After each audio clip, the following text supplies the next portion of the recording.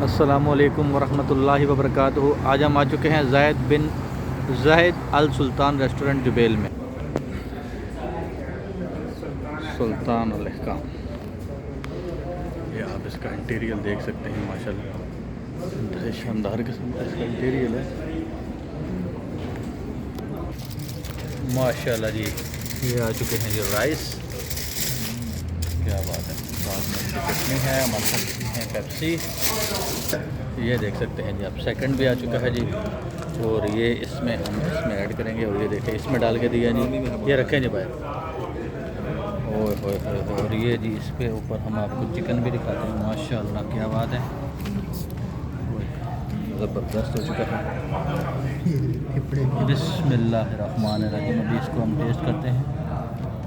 ये आप देखेंगे माशाल्लाह चिकन इंतहाई ज़बरदस्त है।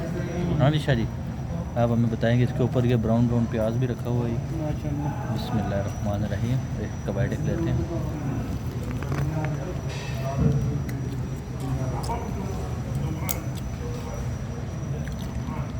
मुझे मज़े किया, बेहतरीन।